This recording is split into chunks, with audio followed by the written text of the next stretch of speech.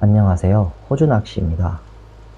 오늘은 제가 매번 보트를 운행하고 돌아와서 반드시 해주는 행동이 하나 있는데요.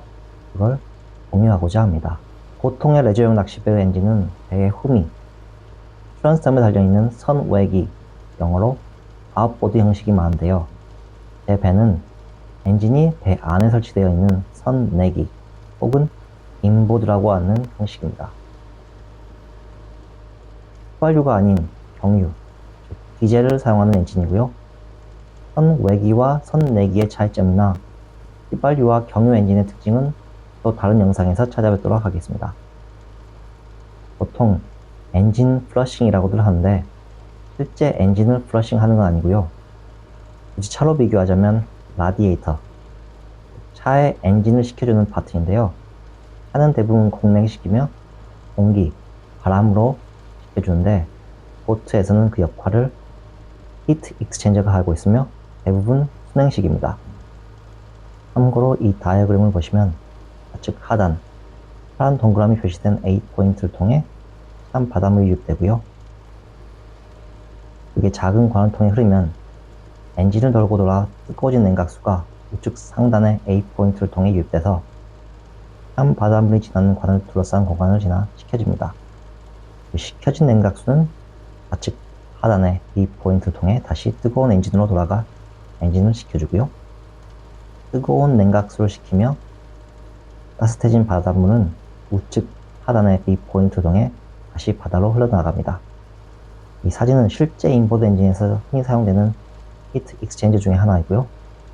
여기서 문제가 바닷물을 펌프로 올리는 과정에서 이물질들이 유입되거나 시간이 지나 다른 침전물이 생긴다거나 소금이 굳어버리는 등의 여러 가지 문제가 생기게 됩니다.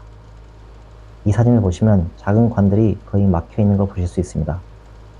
바닷물이 유입되지 않으면 엔진을 식혀줄 냉각수가 차가워지지 않아 결국엔 엔진이 과열되어 바다 중간에서 멈춰버리거나 화재가 날 수 있는 아주 위험한 상황이 발생할 수 있습니다.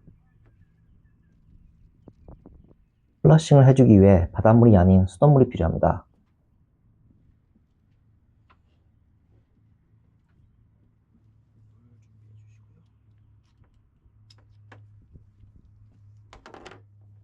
배를 보관하는 장소에 따라 수돗물을 끌어오실 수 있으면 가장 좋고요. 저는 배에 구비된 청수 탱크의 물을 사용할 겁니다. 이마저 안 되시면 그냥 큰 물통 두세 개의 물을 가득 채워서 직접 흘러주셔도 됩니다. 일단 엔진 시동을 걸어주시고요.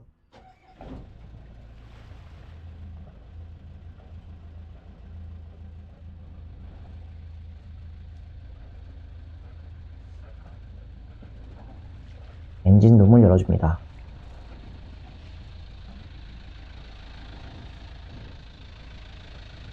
바닷물이 잘 뿜어져 나오는지 확인하시고 이 바닷물 펌프해 놓은 이곳을 보시면 좌측 하단에 밸브가 하나 있습니다.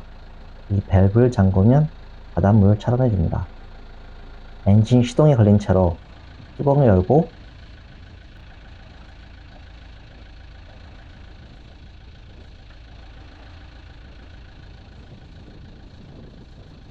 이 플라스틱 망은 빼줍니다.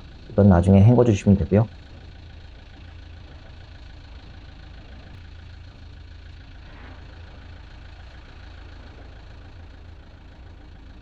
자, 이곳에 수돗물을 보내주신 뒤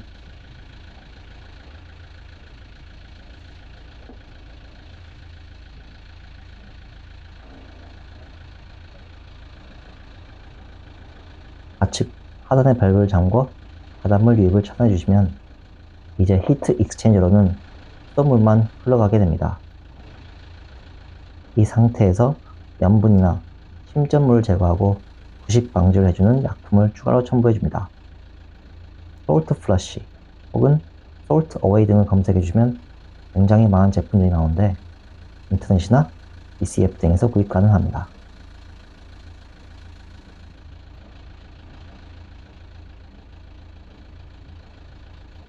이 약품 대부분이 무해하니 그냥 바다로 흘러보내셔도 괜찮습니다. 플러싱을 해주는 시간은 3분에서 5분 혹은 약품을 넣으면 물이 뿜어져 나오는 곳에 거품이 생기기 시작하는데 이 거품이 처음엔 5m, 6m 이상으로 퍼지다가 차츰 1m, 2m 안에서 거품이 사라지는 게 보이시면 저는 그냥 멈춥니다.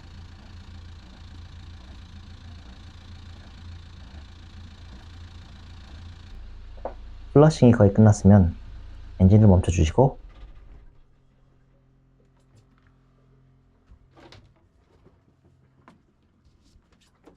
수돗물로 가득 채운 상태에서 망과 덮개를 닫아주시고 최종적으로 바닷물이 유입되는 밸브를 열어주시면 다음 출항을 위한 준비가 끝났습니다.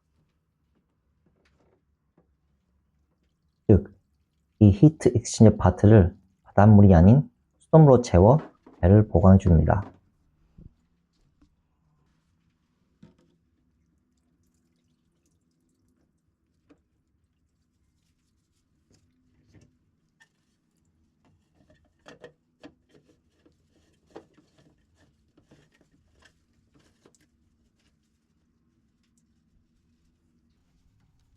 이게 유익한 정보가 되셨으면 구독과 좋아요 부탁드립니다.